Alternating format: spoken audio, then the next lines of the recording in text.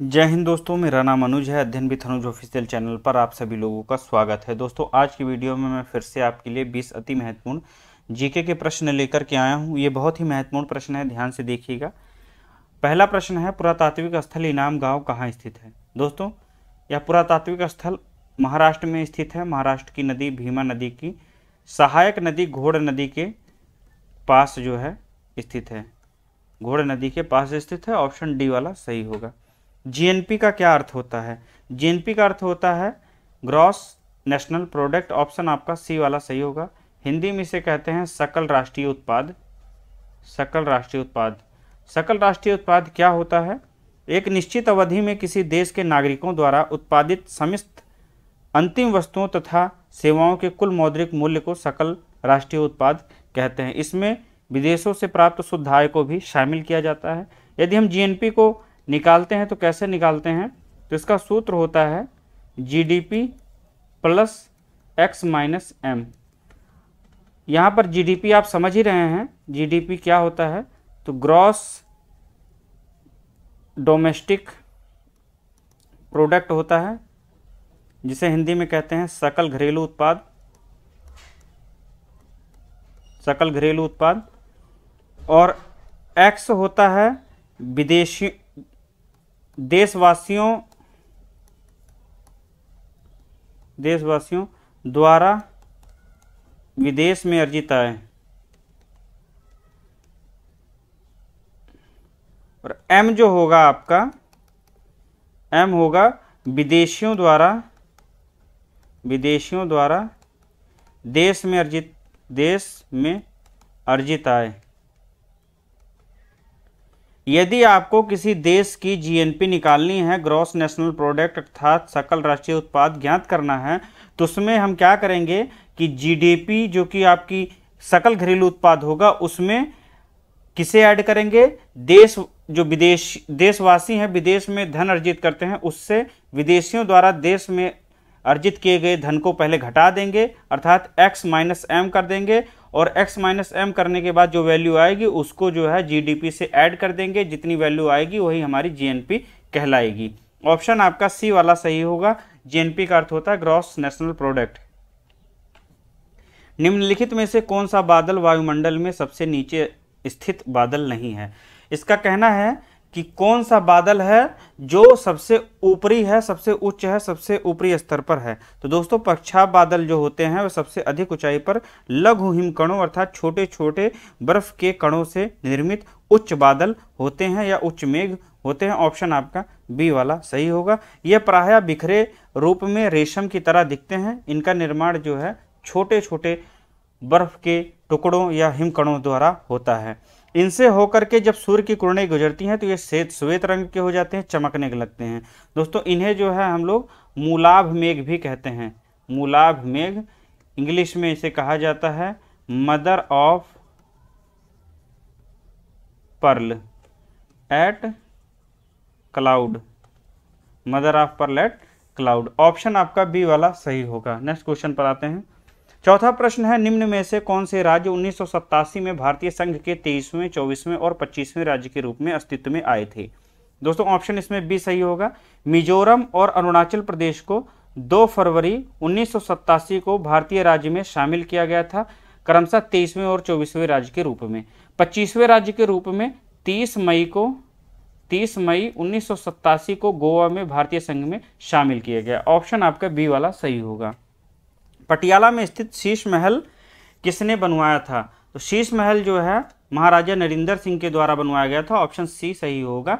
यह जो है रंगीन कांचों से निर्मित है, इसलिए जो है इसे दर्पणों का महल भी कहते हैं। दर्पणों का महल भी कहा जाता है। ऑप्शन सी सही होगा। पटियाला स्थित शीश महल का निर्माण नरेंद्र सिंह ने करवाया था। जीका वायरस का नाम किसके ऊपर रखा गया है? दोस्तों, जीका वायरस पहली बार 1947 में खोजा गया था। 1947 में रखा गया था। इसका नाम युगांडा की नदी जीका नदी है युगांडा में, उसके ऊपर रखा गया, इसलिए ऑप्शन आपका बी वाला सही होगा। जीका वायरस का नाम नदी के ऊपर रखा गया है। निम्नलिखित में से कौन सा एक विद्युत का चालक नहीं है? जिन पदार्थों में विद्युत का चालन आसानी से हो जाता है तथा विद्युत प्रवाह मुक्त रूप से होता है उन्हें हम विद्युत चालक कहते हैं। दोस्तों कुछ ऐसे सुचालकों के उदाहरण हैं, जैसे मान लीजिए कि आपका पारा है, इसमें मैग्नीज है, आपका लोहा है, इसके अतिरिक्त चांदी है। चांदी सर्वाधिक सुचालकता वाला, विद्युत चालकता वाला की धातु होती है। इसके बाद में एल्युमिनियम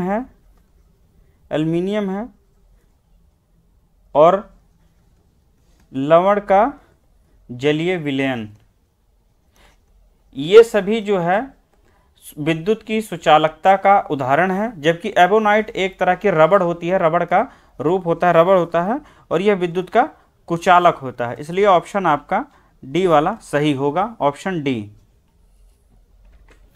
8वां प्रश्न है, विकास की महाब्लोनिस योजना किस पंचवर्षीय योजना के दौरान अपनाई गई थी? दोस्तों यहाँ अपनाई गई होना था, तो यह द्वितीय पंचवर्षीय योजना के दौरान यह मॉडल अपनाया गया था। पीवी महाब्लोनिस जो है द्वितीय पंचवर्षीय योजना के दौरान, सॉरी दोस्तों ऑप्शन सी सही होगा, द्वितीय पंचवर्षीय योजना के दौरान 1956 से 1961 के मध्य यह योजना लागू की गई थी। इसका उद्देश्य था समाजवादी समाज की स्थापना करना तथा रोजगार के अवसरों में वृद्धि करना। इस दौरान दोस्तों राउरकेला, भिलाई और दुर्गापुर में लौह इस्पात के कारखाने लगाए गए थे। ऑप्शन आपका सी वाला सही होगा। भारत में लिंग अनुपात की गणना कैसे की जाती है? भारत में लिंगानुपात की गणना कैसे की जाती है? तो प्रति 1000 पुरुषों पर स्त्रियों की संख्या को जो है लिंगानुपात कहते हैं। जैसे ऑप्शन बी होगा, प्रति 1000 पुरुषों पर स्त्रियों की संख्या कितनी है, इस हिसाब से हम लोग जो है यह निकाल लेते हैं कि हाँ पुरुषों और महिलाओं की जो है जनसंख्या का अनुपात कितना है। इसका एक सूत्र होता है सेक्स रेशियो इक्वल टू क्या होगा, टोटल नंबर ऑफ वीमेन बटे टोटल नंबर ऑफ मेल और इनटू इसको 100 कर देंगे। आपको करना क्या है, सेक्स रेशियो निकालने के लिए total number of women by total number of male into 100 कर देंगे, तो आपको जो है लिंगानुपात किसी जगह का पता लग जाएगा। इस समय वर्तमान में जो है 943 महिलाएं हैं 1000 पुरुषों पर। भारत का लिंगानुपात है 943 1000 पुरुषों पर।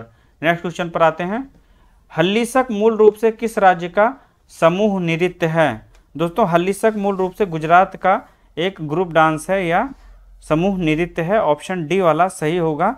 हरिवंश पुराण में डांडिया रास को हल्लीसक के रूप में वर्णित किया गया है। निम्नलिखित में से कौन सा अंटार्कटिका क्षेत्र में स्थित एक भारतीय अनुसंधान केंद्र है? दोस्तों मैत्री जो है भारत का अंटार्कटिका में स्थित एक भारतीय अनुसंधान संस्थान है या भारतीय इंडियन रिसर्च सेंटर है। मैत्री अंटार्कटिका में स्थित है। मैत्री को 1990 में स्थापित किया गया था। इससे पहले 1984 में जो भारत का प्रथम अनुसंधान संस्थान था वह गंगोत्री नाम से स्थापित हुआ था, और जो सबसे बाद का है यह 2012 में स्थित भारती है, तीसरा भारती। तो ऑप्शन आपका ए वाला सही होगा। विश्व की सबसे लंबी भूमीय सीमा किन दो देशों के बीच में स्थित है? तो विश्व की सबसे लंबी भूमीय सीमा जो है, स्थलीय सीमा, अमेरिका और कनाडा के मध्य लगती है। ऑप्शन डी वाला सही होगा, कनाडा एवं यूएसए। इनकी जो है जो लंबाई है वो हो 8,893 किलोमीटर लंबी है। भारत की सबसे लंबी स्थलीय सीमा जो है बांग्लादेश के साथ लगती है। बांग्लादेश और भारत की जो सबसे लंबी है स्थलीय सीमा 4096 किलोमीटर इसकी लंबाई है। यदि कोई बम चंद्रमा पर विस्फोटित होता है तो पृथ्वी पर उसकी आवाज़ कितनी देर बाद सुनाई देगी? 20 मिनट में, 2 घंटे 20 मिनट में, 4.50 मिनट में, कहने का मतलब 4.5 घंटे में आप विस्फोट की ध्वनि नहीं सुन सकते हैं। दोस्तों यदि कोई बम चंद्रमा पर फटता है, चाहे वो कितनी भी तेज आवाज़ में फटे, तो उसकी ध्वनि जो है हमें नहीं सुनाई देगी, क्योंकि जो वहाँ का वायुमंडल है, वायुमंडल की अनुपस्थिति है, इसलिए उसकी आवाज़ नहीं सुनाई पड़ेगी, वहाँ पर वायुमंडल नहीं है। तो ऑप्शन आपका डी वाला सही होगा। वायुमंडल की अनुपस्थिति के कारण जो है हमें वहाँ किसी भी तरह के विस्फोट की आवाज़ नहीं सुनाई पड़ेगी। फॉरवर्ड ब्लॉक के संस्थापक कौन हैं? फॉरवर्ड ब्लॉक के संस्थापक सुभाष चंद्र बोस हैं। इन्होंने 1939 में फॉरवर्ड ब्लॉक की स्थापना की थी, 1939 में। ऑप्शन आपका डी वाला सही होगा। इसके अतिरिक्त इन्होंने जर्मनी में दोस्तों फ्री इंडिया सेंटर की स्थापना की थी, और इसी संस्था में इन्होंने प्रथम बार जय हिंद का नारा दिया था। इसकी स्थापना के समय ही इन्होंने जय हिंद का नारा दिया था। 21 अक्टूबर 1943 को सुभाष चंद्र बोस ने सिंगापुर में स्वतंत्र भारत की अस्थायी सरकार बनाई थी। अस्थायी सरकार बनाई थी। दोस्तों एक प्रश्न और पूछा जाता है महात्मा गांधी और सुभाष चंद्र बोस के संबंध में कि उन्हें राष्ट्रपिता जो है किसने कह करके पुकारा था? तो सुभाष चंद्र बोस जी ने कहकर पुकारा था। नेक्स्ट क्वेश्चन पर आते हैं। निम्नलिखित में से कौन सा विभाग औद्योगिक उत्पादन सूचकांक अर्थात इंडेक्स इंडस्ट्रियल प्रोडक्शन प्रकाशित करता है? दोस्तों इसमें जो है ऑप्शन आपका ए वाला सही होगा। केंद्रीय सांख्यिकी संगठन। केंद्रीय सांख्यिकी कार्यालय देश में सांख्यिकीय गतिविधियों का समन्वय करता है और सांख्यिकी मानकों का विकास करता है। ऑप्शन आपका ए वाला सही होगा, केंद्रीय सांख्यिकी संगठन। नेक्स्ट क्वेश्चन पर आते हैं। 17वां प्रश्न है, फरवरी 2019 में निम्नलिखित में से किस देश ने अपने न्यायालयों में प्रयोग करने के लिए हिंदी को तीसरी आधिकारिक भाषा के रूप में सम्मिलित किया है? तो संयुक्त अरब अमीरात ने दोस्तों फरवरी 2019 में न्यायालयों में प्रयोग करने के लिए जो है हिंदी को तीसरी आधिकारिक भाषा के रूप में मान्यता दी थी। इनकी पहली भाषा थी अरबी, दूसरी थी अंग्रेजी और तीसरी इन्होंने हिंदी को न्यायालयों में आधिकारिक रूप से प्रयोग करने के लिए मान्यता दी थी। संयुक्त अरब अमीरात, जिसे हम यूएई कहते हैं, यूनाइटेड अरब एमिरेट्स। दोस्तों ऊर्जा का वह कौन सा स्रोत है जो कम भूमंडलीय तापमान बढ़ाता है? ऊर्जा का वह कौन सा स्रोत है जो कम भूमंडलीय तापमान बढ़ाता है? दोस्तों भूतापीय ऊर्जा वह ऊर्जा होती है जो पृथ्वी में संग्रहित तापन से निकलती है। जो पृथ्वी के अंदर संग्रहित तापमान है वहाँ से निकलती है। यह ऊर्जा ग्रहों के मूल गठन से लेकर आंतरिक खनिज के रेडियोधर्मी क्षय से और सतह पर अवशोषित सौर ऊर्जा के मदद से जो है उत्पन्न होती है। भूतापीय ऊर्जा गर्मी को कम करने भी मददगार होती है, इसलिए यह जो है भूमंडलीय तापमान को बढ़ाने में सहायक नहीं है, भूमंडलीय तापमान के बढ़ने में योगदान नहीं करती है। ऑप्शन आपका बी वाला सही होगा। बाघ गुफाएं किस राज्य में स्थित हैं? बाघ गुफाएं दोस्तों मध्य प्रदेश में धार जिले में स्थित हैं। धार जिले में यह बड़ोदरा और इंदौर के बीच में एक बाघिन नदी बहती है, उसी के किनारे स्थित है और इनका संबंध जो है बाघ गुफाओं का बौद्ध धर्म से है। इंदौर और बड़ोदरा के मध्य जो बाघिन नदी बहती है उसी के तट पर जो है ये उन्हीं के किनारे बाघ गुफाएं स्थित हैं। निम्नलिखित में से कौन सा जीवाश्म ईंधन का उदाहरण नहीं है? जीवाश्म ईंधन इनमें से कौन नहीं है? तो जो जैव ईंधन होते हैं जीवाश्म ईंधन नहीं होते हैं। बाकी डामर हो गया, विटमैन हो गया, उसके बाद पेट्रोलियम हो गया, ये सभी जो है जीवाश्म ईंधन के उदाहरण है। जीवाश्म ईंधन प्राचीन काल के अनेक प्रकार के जीव जंतु, पौधे और जो है जंतुओं के जो मृत अवशेष होते हैं जो चट्टानों में परिलक्षित हो जाते हैं, चट्टानों में परिवर्तित हो जाते हैं, ये जीवाश्म कहलाते हैं। इनमें जो है डीजल भी आता है, आपका प्राकृतिक गैसें भी आती हैं, कोयला तो आप जानते ही आ रहा है, पेट्रोलियम आ रहा है, डामर आ रही है, ये सभी जो है उसके उदाहरण हैं। जैव ईंधन क्या होते हैं? किसी प्रकार की जैविक सामग्री से कृषि अपशिष्ट या पेड़ पौधे, फसलों सहित वनस्पतियों से उत्पन्न जितने भी ईंधन होते हैं वे जैव ईंधन कहलाते हैं। जैव ईंधन नवीकरणीय जो संसाधन है उनसे बने होते हैं। जीवाश्म डीजल की तुलना में कम ज्वलनशील होते हैं। इनमें काफ़ी बेहतर चिकनाई के गुण होते हैं और यह मानक डीजल की तुलना में कम हानिकारक कार्बन उत्सर्जन का कारण बनते हैं। इसलिए जो है ऑप्शन आपका सी वाला सही होगा। कोयला की सबसे उत्तम कोटि कौन सी होती है?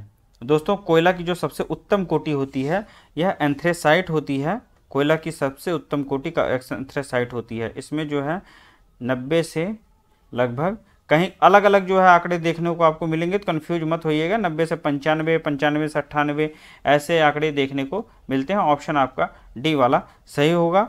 उसके बाद जो है आता है क्वालिटी के मामले में दूसरे नंबर पे आपका बिटुमिनस आता है, फिर लिग्नाइट आता है, उसके बाद में पीट कोयला आता है। यह जो है सबसे निम्न कोटि का कोयला होता है। पीट कोयला सबसे निम्न कोटि का कोयला होता है।